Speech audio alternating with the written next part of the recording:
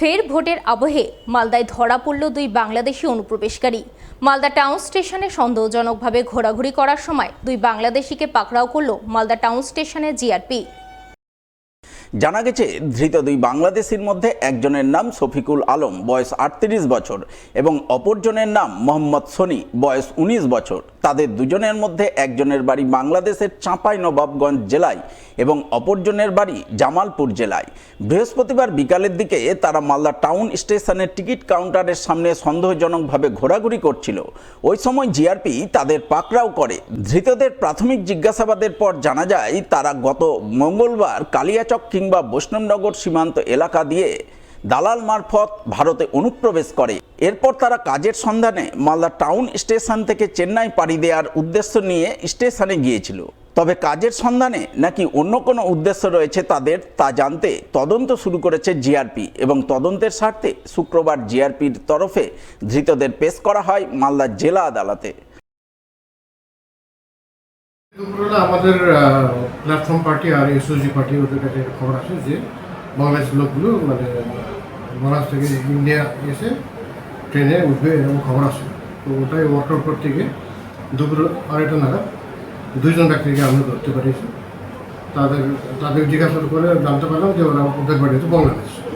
একজনের বাড়ি নবাবগঞ্জ জেলা, একজনের বাড়ি জামালপুর জেলা বাংলাদেশ।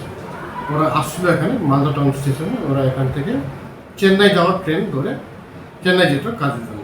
এরা বাংলাদেশ বর্ডার হয়ে আসলে কিন্তু কোন বর্ডার ঠিক বলতে পারতো না, যেহেতু নতুন আসছে। এটাকে বলছে একজন দালাল নিয়ে আসছিল টাকার বিনিময়ে। ওই দালাল ওদেরকে নিয়ে আসছে, তারপরে ওরা ওই দালালটা পালিয়ে গেছে। আপাতত ওরা বলছে কাজের জন্য, কিন্তু আমরা ইনভেস্টিগেশন করছি। ওদেরকে তো আমরা 2 দিন কালকে ফরওয়ার্ড করে রিমান্ড নিব। রিমান্ড নিয়ে আরও ভিতরে কী আছে না দেখব। ভুটভুটি বোঝাই পাট ইলেকট্রিক তারের সংস্পর্শে আসায় ঘটল ভয়াবহ অগ্নিকাণ্ডের ঘটনা। অগ্নিকাণ্ডে পুড়ে নষ্ট হলো কয়েক লক্ষ টাকার পাট।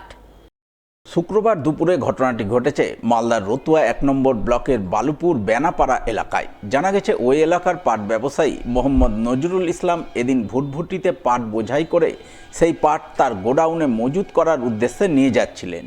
কিন্তু গোডাউনের কাছে আচমকা বিদ্যুতের তারের সঙ্গে পাটের সংস্পর্শ হয়, ফলে শর্ট সার্কিটের জেরে পাটে আগুন ধরে যায়। সঙ্গে সঙ্গে স্থানীয়রা খবর দেন রতুয়া থানায় এবং চাঁচল দমকল দপ্তরে। খবর পেয়ে পুলিশ সময় মতো ঘটনাস্থলে পৌঁছালেও দমকল অনেক দেরিতে আসে বলে অভিযোগ। ফলে ততক্ষণে আগুনে পুড়ে নষ্ট হয়ে যায় বেশ কয়েক লক্ষ টাকার পাট। তাই স্থানীয়রা রতুয়ায় দমকল কেন্দ্র গড়ে তোলার দাবি জানান। আসলে আমি যখন আমার গোডাউন যাই তখন দেখলাম ভুটভুটিটা আসছে। তো রাস্তার কারণে রাস্তাতে তার কিন্তু খুবই নিচু নিচু তার আছে, তার ইলেকট্রিক তার। হ্যাঁ, রাস্তায় ঝুলে আছে। যত গাড়ি যাচ্ছে রাস্তা পেরেই ঠেকছে লরিতে। মানে কোনো একটা লরিতে বিনা ঠেকাতে লরি পাস হচ্ছে না পাটের। তার জন্য আমরা ধরো আমি 2বার নিজে যা শামসিতে যে ডিফারেন্স দিয়ে এসেছি, তাও এখন পর্যন্ত ইলেকট্রিক তারটা চাঁড়া হচ্ছে না। যখন আমি গোডাউন ঢুকলাম, গোডাউনে যে খালি বসেছি 2 মিনিট হয়নি, একটা মেয়ে আমাদের পার্শ্ববর্তী গ্রাম পঞ্চবতী যে বলছে আমাকে কি পাটের গাড়িতে আগুন লেগে গেছে। পাটের গাড়িতে যখন আগুন লেগে গেছে, ওখান থেকে আমি আসছি, দেখছি তো গাড়ি আগুন জ্বলছে ধাঁধা করে। তো যা হোক, এখানে লোক ছিল, লোকজন দিয়ে সাইড করে নামিয়ে গাড়িটাকে উল্টে দেই পাটের। তখন এখানে প্রায় মোটামুটি 200-400 লোক, কেউ ধুলা, কেউ জল, কেউ টিউবওয়েল চেপে, কেউ মোটর দিয়ে ধুলার ছিটি চিপে প্রায় মোটামুটি তারপর একটু নি হলো। আমি দমকলকে ফোন করেছি প্রায় মোটামুটি 9:35 বা 40, আর এখানে দমকল আসছে প্রায় 11:30টার সময়। এগুলি আমার পাটটা কিছু বেঁচেছে আর কিছু একবারে শেষ আছে। এই পাটের কোনো কাজ হবে না। আমাদের রতুয়াতে যদি দমকলটা থাকতো, রতুয়া থেকে আসতে গাড়িটা খুব লাগলে 10 মিনিট লাগতো। চাঁচল থেকে আসলো, চাঁচল থেকে এসে আমার শামসি রেলগেটে প্রায় 1 ঘন্টা 15-20 মিনিট ধরে রেলগেটে আটকে থাকলো ট্রেনের জন্য। এখন চাইছি আমরা কি আমাদের রতুয়াতে একটা দমকল হওয়া দরকার।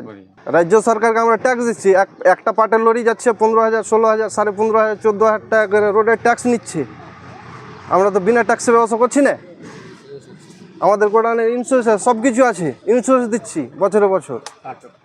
তার সত্ত্বেও ইলেকট্রিক তারগুলো একটাও চাঁড়া হচ্ছে না। অবিলম্বে এই ইলেকট্রিক তারটা চালানো হোক।